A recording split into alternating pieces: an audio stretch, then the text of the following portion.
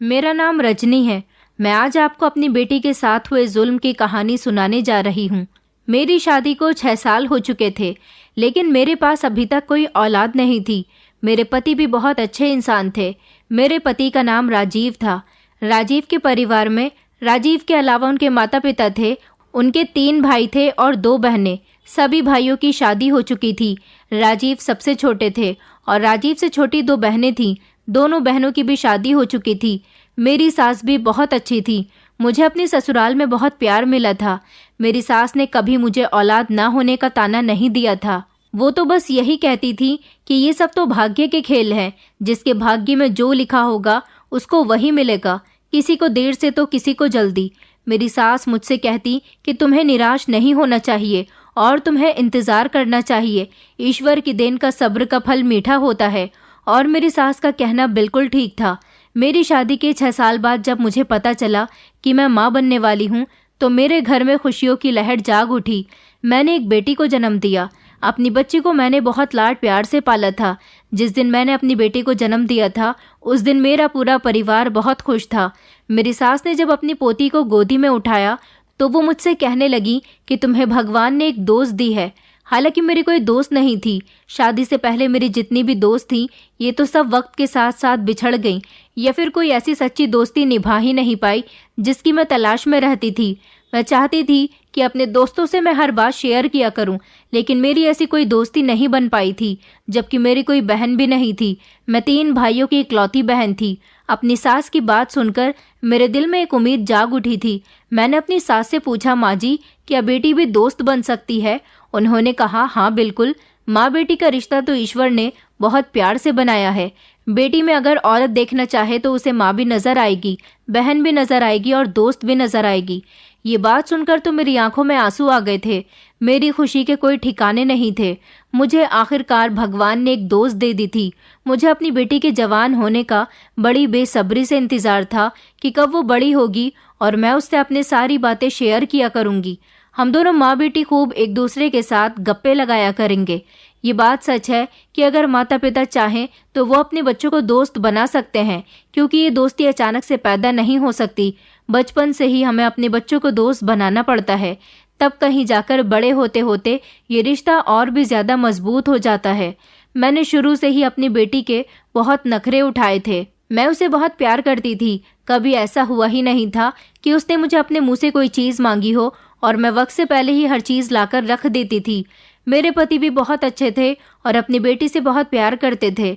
हम दोनों पति पत्नी की जान थी हमारी बेटी। मेरी बेटी का नाम रिया था। रिया बड़ी हो गई थी और लंबाई में तो बिल्कुल अपने पिता पर गई थी, लेकिन हेल्थ में बिल्कुल मेरी तरह थी। वो मेरी छोटी बहन लगती थी। हम दोनों के कपड़े जूते सब एक साइज के आते थे। मैं ये देख देख कर बहुत खुश होती रहती थी, क्योंकि मैंने इस समय का बड़ी बेसब्री से इंतजार किया था कि कब मेरी बेटी बड़ी होगी और मैं उसको देख देख कर खुश हुआ करूंगी कि आखिर इस घर में मेरी भी कोई साथी है। बेटी के पैदा होने के कुछ समय के बाद ही मेरे पति का ट्रांसफर दूसरे शहर में हो गया था। अब हम अपनी ससुराल वाले घर से दूर हो गए थे और इस घर में रहने लगे थे। मेरी और मेरे पति ने बचपन से ही अपनी बच्ची के हर शौक पूरे किए थे। मेरे पति भी अपनी बेटी को देख देख कर बहुत खुश होते थे और हम दोनों माँ बेटी एक दूसरे से बहुत मोहब्बत करते थे। मेरे पति कहते थे कि मुझे अपने घर की खुशियाँ देखकर बहुत खुशी होती है। तुमने बिल्कुल मेरी बेटी की परवरिश ऐसी की है जैसी मैं चाहता था। हमेशा ही मैं यही चाहता था कि मेरी पत्नी मेरे बच्चों का ख्याल रखे, उनसे प्यार करे और सबसे बढ़कर उनकी रेस्पेक्ट करे। बहुत से माता पिता ऐसे होते हैं जो अपने बच्चों की परवरिश में उनको रेस्पेक्ट देना भूल जाते हैं। रेस्पेक्ट सिर्फ बड़ों की ही नहीं होती, बल्कि बच्चों की भी होती है। मैं अपने पति से अपनी तारीफ सुनती थी तो और भी ज्यादा खुश हो जाया करती थी। रिया के बाद मुझे फिर कोई औलाद नहीं हुई, इसलिए हमने रिया को ही अपना बेटा और बेटी दोनों मान लिया था। मुझे रिया के साथ बहुत दिली लगाव था। मेरी बेटी बहुत खूबसूरत थी। माता पिता के ज्यादा प्यार ने उसे बहुत कॉन्फिडेंट बना दिया था। वो जहाँ भी जाती थी महफिल की जान बनकर रह जाती थी। लोग उसे मुड़ मुड़कर देखते थे। रिया की आदत थी कि वो हमेशा मुझे अपने दिल की हर बात बताती थी। वो मुझसे अपनी छोटी से छोटी और बड़ी सी बात आसानी से कह दिया करती थी, जैसे कोई दोस्त अपने दूसरे दोस्त को बताता है। वो कभी ये नहीं सोचती थी कि अगर मैंने कोई बात बताई तो मेरी माँ को बुरा न लग जाए। हम दोनों एक दूसरे का बहुत ख्याल रखते थे और मान भी रखते थे। सब कुछ बहुत अच्छा चल रहा था और हमारी ज़िंदगी बहुत हंसी खुशी गुजर रही थी। एक दिन रिया मुझसे कहने लगी, माँ, कल मेरी दोस्त की बड़ी बहन की हल्दी है और उसने हमें इनवाइट किया है, आप भी मेरे साथ चलना। पहले तो मैंने सोचा कि कोई बहाना बना दूंगी, मगर फिर ये ख्याल आया कि जवान बेटी को अकेले कैसे जाने दूं, इसलिए मैंने कहा कि ठीक है, मैं भी तुम्हारे साथ चलूंगी। फिर मैं रिया के साथ उसकी दोस्त की बहन की हल्दी पर चली गई। वहां पर खूब हल्ला गुल्ला हो रहा था, लड़कियां डांस कर रही थी, मगर मेरी बेटी रिया तो मेरे साथ ही बैठी रही थी। वो बहुत खूबसूरत लग रही थी। आसपास की औरतें भी मुझसे यही पूछती थीं कि ये लड़की कौन है। हम दोनों माँ बेटी ने वहां पर खूब इंजॉय किया और घर वापस आ गए थे। घर आकर मैंने रिया की नज़र उतारी, क्योंकि वो कहीं भी जाती थी तो उसके आने के बाद मैं उसकी नज़र उतारना नहीं भूलती थी। रात को सोने से पहले जब मैं रिया के कमरे में उसको दूध का गिलास देने गई तो वो मुझसे कहने लगी कि माँ, आप मुझे सुबह को जल्दी मत उठाना, क्योंकि मैं स्कूल नहीं जाऊंगी, मैं ज़्यादा देर तक सोना चाहती हूँ। मैंने कहा ठीक है, जैसा तुम कहोगी वैसा ही होगा। मैंने भी सुबह को रिया को नहीं जगाया था। वो दोपहर के 1 बजे तक सोती रही। जब रिया सोकर उठी तो मैंने उससे कहा कि बेटा, आज तो तुम कुछ ज़्यादा ही देर तक सो गई हो। रिया कहने लगी कि जी माँ, आप ठीक कह रही हो, मुझे भी एहसास है। दरअसल मैं बार बार उठने की कोशिश कर रही थी, मगर मेरे सर में इतना दर्द हो रहा था और मेरा सर इतना भारी हो गया था कि मैं बार बार सो जाती थी। अब भी मैं बड़ी मुश्किल से उठी हूँ। रिया की बात सुनकर मैं परेशान हो गई थी। मैंने रिया से कहा कि बेटा, कल तो मैंने तुम्हारी नज़र उतारी थी, फिर ऐसा क्यों हुआ। मैंने रिया को तसल्ली दी और फिर दोबारा से उसकी नज़र उतारी और उसके लिए भगवान के आगे बैठकर प्रार्थना करने लगी। रिया को एक खरोच भी आ जाती थी तो हम दोनों पति पत्नी उसके लिए बहुत परेशान हो जाते थे। कुछ देर के बाद रिया थोड़ा बेहतर महसूस कर रही थी। रात के वक्त जब राजीव घर आए तो रिया अपने पिता से कहने लगी कि पापा, आज हम बाहर खाना खाने के लिए चलते हैं। राजीव ने फौरन ही कहा कि ठीक है, तुम लोग रेडी हो जाओ और मैं भी रेडी हो जाता हूँ। आज का डिनर हम लोग बाहर ही करेंगे। और उसके बाद हम एक बड़े से रेस्टोरेंट में खाना खाने चले गए। खाने के बाद जब हम घर लौट रहे थे तो रिया ने आइसक्रीम खाने की जिद की और उसके बाद हम घर वापस आ गए। सब कुछ बिल्कुल ठीक चल रहा था। जैसे ही घर आए तो रिया कहने लगी कि माँ, मेरे सर में फिर से बहुत तेज दर्द हो रहा है। वो सर पकड़कर बैठ गई थी। मैं और राजीव तो परेशान हो गए थे। मैंने कहा बेटा, आप कुछ दर्द कम हुआ। कहने लगी कि नहीं माँ, अभी मेरा सर बहुत भारी हो रहा है। मुझे तो अपनी बेटी की बहुत फिक्र हो रही थी। मैंने राजीव को बताया कि रिया के सर में कल रात से दर्द हो रहा है। राजीव मुझे डांटने लगे और कहने लगे कि तुम्हें इस बात को इग्नोर नहीं करना चाहिए था। अब हमें रिया को डॉक्टर के पास लेकर जाना चाहिए। हम दोनों रिया को डॉक्टर के पास ले गए। डॉक्टर ने जब चेकअप किया तो वो कहने लगे कि वैसे तो सब कुछ ठीक है, मगर एक बार आप फिर भी अपनी बेटी का आई चेकअप करवा लीजिए, क्योंकि जब नज़र कमज़ोर हो जाती है तो भी बच्चों के सर में दर्द रहता है। मैंने रिया की आंखों का चेकअप भी करवा लिया था तो वो भी ठीक आया था, लेकिन सर दर्द की वजह समझ नहीं आ रही थी। खैर, मैंने उससे कहा कि तुम कुछ दिन स्कूल से छुट्टी ले लो, घर पर आराम करोगी तो बेहतर फील करोगी, घर में तुम्हें सुकून मिल जाएगा। मैंने रिया को घर पर ही रखा था और वो अपने कमरे में ही बंद रहती थी। मैं जब भी उसके पास जाती थी तो वो मुझे सोती हुई मिलती थी। मुझे ये सब कुछ बहुत अजीब लग रहा था, क्योंकि मेरी बेटी तो ऐसी थी ही नहीं। वो तो बहुत ज़्यादा बोलने वाली लड़की थी। जो कुछ भी अपने मोबाइल में देखती थी या टीवी पर देखती थी मुझे आकर ज़रूर बताती थी। कोई नई चीज़ पढ़ती थी तो मेरे साथ शेयर करती थी, मगर अब तो वो सोती ही रहती है। मैंने उसे उठाना ठीक नहीं समझा था। खैर, जब रिया उठी तो मैंने उससे पूछा कि रिया, तुम्हें इतनी नींद क्यों आ रही है। तो वो कहने लगी कि माँ, ये बात तो मुझे भी नहीं पता। मैंने अपनी छुट्टियाँ नींद पूरी करने के लिए तो नहीं की थी माँ, मैं तो आपके साथ ढेरों बातें करना चाहती थी और आपके साथ एंजॉय करना चाहती थी। न जाने मुझे इतनी नींद क्यों आ रही है। मुझे रिया की बातें सुनकर बहुत दुख हुआ था। यानी ये सब कुछ जो हो रहा था मेरी बेटी के बस में नहीं था। फिर मैंने रिया से कहा कि तुम स्कूल जाना शुरू कर दो, क्या पता वहाँ जाकर तुम्हें सुकून मिल जाए। रिया स्कूल भी जाने लगी थी और जैसे ही घर वापस आती थी, आते ही अपने कमरे में बिना यूनिफॉर्म चेंज किए ही सो जाया करती थी। मैं उससे पूछना चाहती थी कि तुम मुझे बताओ, आज तुम्हारे स्कूल में क्या क्या हुआ, तुमने क्या क्या पढ़ाई की है, तुम्हारे दोस्तों के साथ तुमने क्या क्या बातें की हैं। लेकिन क्या तो वो सो जाती थी और जब वो जागती थी तब मैं उससे सवाल किया करती थी तो वो अपना सर पकड़कर बैठ जाती थी और मुझसे कहती थी कि माँ, मेरे सर में बहुत तेज़ दर्द हो रहा है। जैसे ही मुझे आराम मिल जाएगा मैं आपको सब कुछ बता दूंगी। ऐसे ही करते करते 15 दिन गुजरने वाले थे और रिया ने मेरे साथ अपनी कोई भी दिल की बात शेयर नहीं की थी। उसका सर दर्द ठीक ही नहीं हो पा रहा था और मैं रिया की हर बात अपने पति को बता दिया करती थी। वो भी अपनी जवान बेटे की हालत देखकर उदास हो रहे थे। हमें कुछ समझ नहीं आ रहा था कि आखिर रिया को क्या हो गया है। एक दिन राजीव मुझसे कहने लगे कि कभी कभी ऐसा भी होता है कि बच्चे एग्जाम्स की टेंशन लेने लगते हैं। तुम रिया से बात करो कि अगर वो एग्जाम नहीं देना चाहती या उसे फेल होने का डर है तो उससे कहो कि हमें इस बात पर कोई भी एतराज नहीं है। तुम अगले साल अपनी 9वीं कक्षा के पेपर दे देना। मैं यही बात रिया से की तो वो हंसने लगी और कहने लगी कि नहीं नहीं माँ, ऐसी कोई बात नहीं है। आप लोग तो बेवजह ही टेंशन ले रहे हो। मुझे अपने आप पर पूरा भरोसा है। मैं इस बार भी अच्छे नंबरों से पास हो जाऊंगी। मैंने रिया से कहा तो फिर क्या बात है रिया, तुम कुछ बदली बदली सी लग रही हो। ये सुनते ही रिया की आंखों में आंसू आ गए। वो कहने लगी कि माँ, मुझे नहीं मालूम मैं कैसे बदल गई हूँ। मैं बदलना नहीं चाहती। मैं तो खुद अपनी पहले की तरह लाइफ को एंजॉय करना चाहती हूँ। मुझे अपनी पहले वाली लाइफ बहुत पसंद थी। मैंने रिया से कहा कि जैसे तुम पहले थी वैसे ही बनने की कोशिश करो। अभी तुम पहले जैसी बन सकती हो। तुम हमारे लिए तो वैसे ही हो जैसे तुम पहले थी।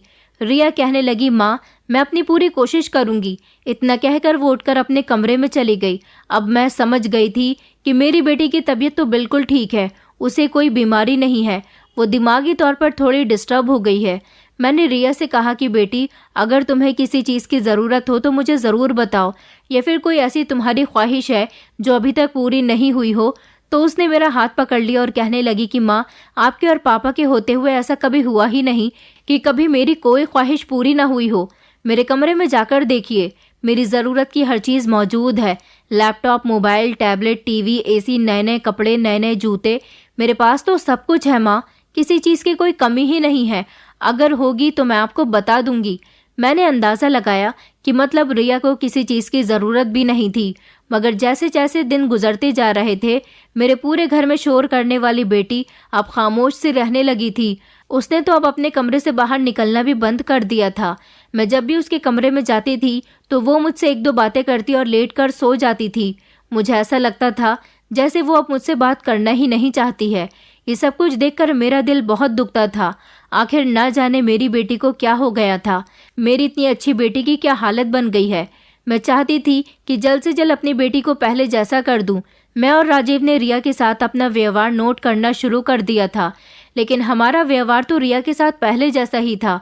मुझे ऐसा लगता था जैसे हमारे व्यवहार या फिर हमारे घर में बदलाव की वजह से हमारी बेटी की हालत ऐसी हो रही है, मगर ऐसी कोई भी बात मुझे नज़र नहीं आ रही थी। राजीव को अपने काम के सिलसिले में 3 दिन के लिए शहर से बाहर जाना पड़ा था। मैंने सोचा कि ये वक्त तो बहुत अच्छा है। इन दिनों में रिया के बदलते व्यवहार के बारे में अच्छे से जान सकती हूँ। मैंने रिया को बताया कि तुम्हारे पापा 3 दिन के लिए घर से बाहर गए हैं, तो तुम रात को मेरे साथ ही सो जाया करो। वो मेरे साथ सोने के लिए तैयार हो गई थी। अब मैं और रिया एक ही कमरे में सोने लगे थे। हम दोनों रात को बातें करते करते सो गए। अगली रात मैं बहुत गहरी नींद में सो रही थी, तभी अचानक मुझे रिया के सिसकने की आवाज़ आई। ये आवाज़ बड़ी अजीब सी लग रही थी। मैं जल्दी से उठकर बैठ गई और मैंने कमरे की लाइट ऑन कर दी। रिया बहुत घबराई हुई लग रही थी। मैंने उससे पूछा कि क्या बात है। मैंने देखा कि रिया रो रही थी। मैंने पूछा कि बताओ तुम क्यों रो रही हो रिया। उसने मेरे सामने अपना हाथ आगे कर दिया। मैंने उसका हाथ देखा तो उसके हाथ पर कट लगा हुआ था और उसके हाथ से बहुत खून बह रहा था। मैंने उससे कहा कि रिया, ये सब क्या है, कैसे हुआ ये? तो वो कहने लगी कि माँ, मुझे नहीं पता कि मेरे साथ क्या हुआ। मैं तो गहरी नींद में सो रही थी, तभी अचानक मुझे हाथ में थोड़ा थोड़ा दर्द महसूस होने लगा। मैं उठ गई तो देखा कि हाथ से खून निकल रहा है। मैं जल्दी से भागकर फर्स्ट एड बॉक्स लेकर आई और उसके हाथ पर पट्टी की। मैंने पट्टी करते हुए रिया से पूछा कि बेटा, तुम्हें कुछ तो पता होगा कि ये सब कैसे हुआ। उसने ना में सर हिला दिया और कहने लगी कि माँ, मुझे कुछ नहीं पता। उसके चेहरे से तकलीफ का अंदाज़ा हो रहा था। मेरा दिल बहुत घबरा रहा था। मैंने जल्दी से राजीव को फ़ोन किया और उनको सब कुछ बता दिया और कहा कि आप जल्दी से घर आ जाओ। अगले ही दिन वो घर पर आ गए। उन्होंने भी रिया से पूछा कि बताओ बेटी, तुम्हारे हाथ पर ये क्या हुआ था। तो रिया फूट फूट कर रोने लगी और आकर मेरे सीने से लग गई और कहने लगी कि माँ, मुझे बहुत डर लगता है, प्लीज़ मुझे बचा लो। मैं अपनी बेटी की ऐसी हालत देखकर पागल होती जा रही थी। ऐसे ही 2-3 दिन और गुजर गए। जब मुझे रिया के कमरे से रोने की आवाज़ आने लगी, मैं भागकर उसके कमरे में गई तो मैंने देखा कि वो अपनी अलमारी खोलकर खड़ी है और अपने मुंह पर हाथ रखकर खूब रो रही है। मैं तभी उसके करीब जाकर कहने लगी कि क्या हुआ रिया? तो वो मेरे गले से लगकर रोने लगी और कहने लगी कि ये देखो माँ, मेरे साथ ये सब कुछ क्या हो रहा है? मेरे सारे कपड़े किसी ने काट दिए हैं। जब मैंने भी उसकी अलमारी में देखा तो देखकर चौंक गई कि रिया की अलमारी में जो कपड़े थे वो सभी कपड़े कहीं ना कहीं से कटे हुए थे। किसी का दुपट्टा जला हुआ था, या फिर किसी कपड़े की आस्तीन गायब थी, या फिर किसी कपड़े में छेद था। मैं ये सब कुछ देखकर हैरान थी कि ये सब कुछ किसने किया होगा।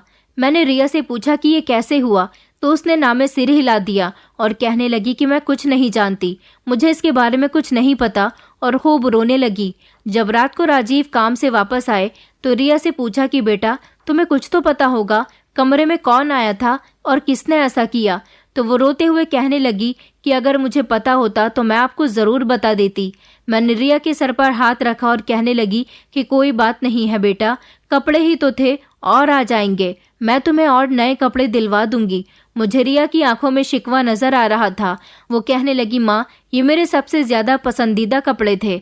मैंने कहा कोई बात नहीं है, मैं तुम्हें ऐसे ही और कपड़े दिला दूंगी, तुम उदास मत हो और तुम टेंशन मत लो, सब कुछ पहले की तरह ठीक हो जाएगा।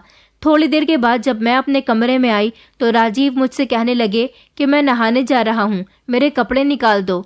मैंने जब अपनी अलमारी खोली तो ये देखकर हैरान रह गई थी कि राजीव के भी सारे कपड़े कटे हुए थे, यहाँ तक कि उनके ऑफिस जाने के कपड़े भी कटे हुए थे।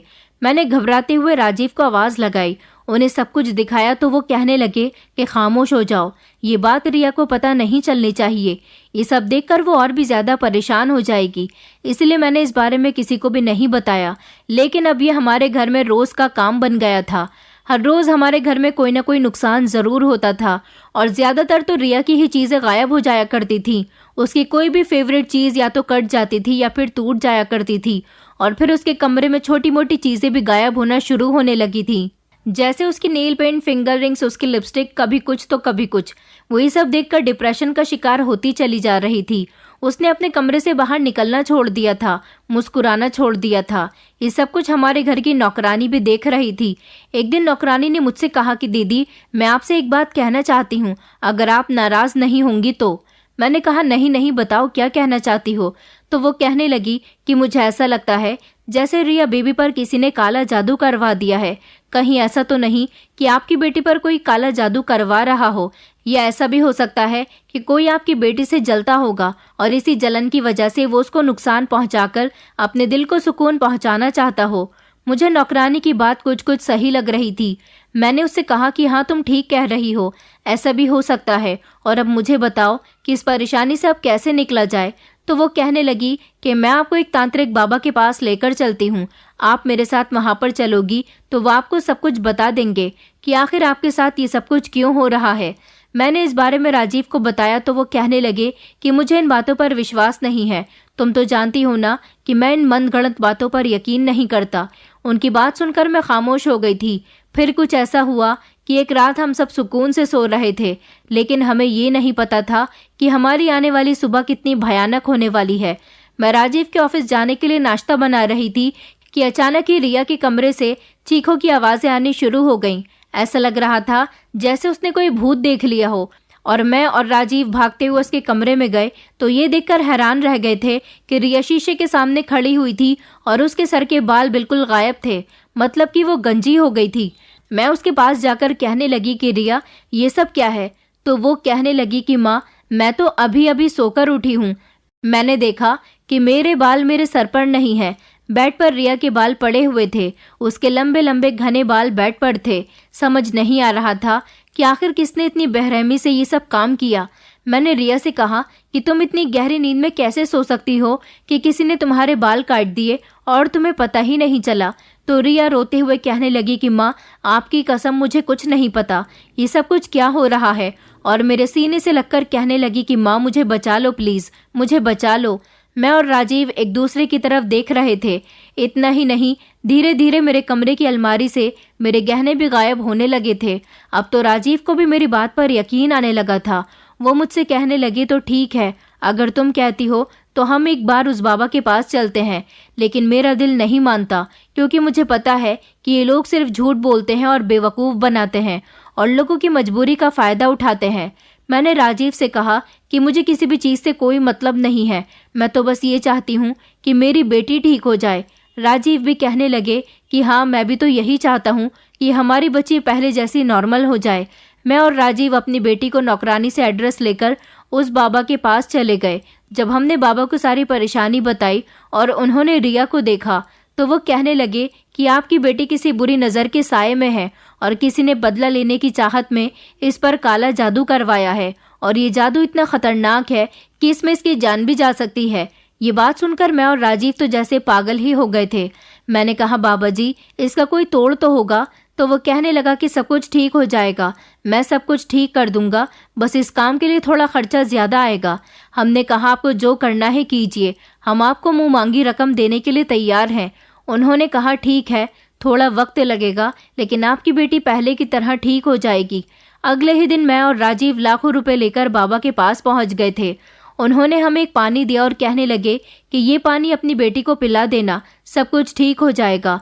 उनकी बात सुनकर मैं और राजीव खुश हो गए थे कि अब हमारी बेटी रिया बिल्कुल ठीक हो जाएगी, मगर ऐसा नहीं था। जैसे ही हम घर पहुंचे तो फिर से सब कुछ होने लगा था। मेरी बेटी घबरा सी गई थी, वो इधर उधर छुपने की जगह तलाश करती रहती थी। फिर एक रात रिया मेरे पास बैठ गई और धीरे धीरे मुझसे बातें करने लगी। वो कहने लगी कि माँ, मुझे नहीं पता कि मुझे क्या हो गया, मगर मुझे ऐसा लगता है कि अब मैं ज़्यादा दिन जिंदा नहीं रह सकती। और कहने लगी कि आप मुझे बताओ, मेरे बिना आपका क्या होगा। तो मैंने उससे कहा कि अगर तुम्हें कुछ हो गया तो मेरी बच्ची, मैं और तुम्हारे पापा जीते जी मर जाएंगे। तो वो कहने लगी कि माँ, ये सब बातें होती हैं, हर इंसान दूसरों के बिना जिंदा रह सकता है। मैंने कहा, ये तुम कैसी बातें कर रही हो, तुम्हारे बिना हम इस दुनिया में कुछ भी नहीं है। अगर तुम्हें कुछ हो गया तो मेरी और राजीव की तो दुनिया ही उजड़ जाएगी, और तुम ये कैसी पागलों वाली बातें करने लगी हो रिया। वो ये सब सुनकर खामोश हो गई थी। अब मुझे अपनी बेटी की और ज़्यादा फिक्र रहने लगी थी। मैंने उस पर निगाह रखनी शुरू कर दी थी। रातों को भी मैं उठ कर रिया के कमरे में चक्कर लगाया करती थी। एक रात जब मैं रिया के कमरे में चक्कर लगाने गई तो मैं ये देखकर दंग रह गई कि रिया का कमरा खाली था और उस वक्त रात के 2 बज रहे थे। ये बात बहुत ज़्यादा परेशान करने वाली थी कि आखिर रात के इस समय रिया कहाँ जा सकती है। मैं पागलों की तरह भागती हुई रिया के कमरे से बाहर निकली, लेकिन जैसे ही मैं कमरे से बाहर निकली तो ये देखकर मेरे पैरों तले से ज़मीन निकल गई थी कि रिया ने एक चादर से खुद को कवर किया हुआ था और उसके पास 2 बड़े बड़े बैग भी थे और वो चुपके चुपके घर के बाहर का मेन गेट खोलकर कहीं जा रही थी। तभी मैंने धीरे से उसके पीछे जाकर उसका हाथ पकड़ लिया और कहने लगी, रिया, तुम कहाँ जा रही हो। पहले तो उसने मुझे देखा और फिर मुझे देखते ही वो फूट फूट कर रोने लगी और कहने लगी, माँ चुप हो जाइए, किसी से इस बात के बारे में मत कहिएगा कि मैं यहाँ से जा रही हूँ, मुझे जाने दो। मैं बोली, तुम पागल हो गई हो क्या, कैसी बेवकूफ़ी वाली बातें कर रही हो। चलो घर के अंदर चलो मेरे साथ और मुझे बताओ कि तुम्हारा कहाँ जाने का इरादा है। तो उसने मेरा हाथ झटक दिया और मुझे गुस्से भरी नज़रों से देखने लगी और कहने लगी कि माँ, आप मुझे रोकने की गलती मत करो। मैंने कहा, कैसी बातें कर रही हो, तुम रात के 2 बजे कहाँ जा रही हो।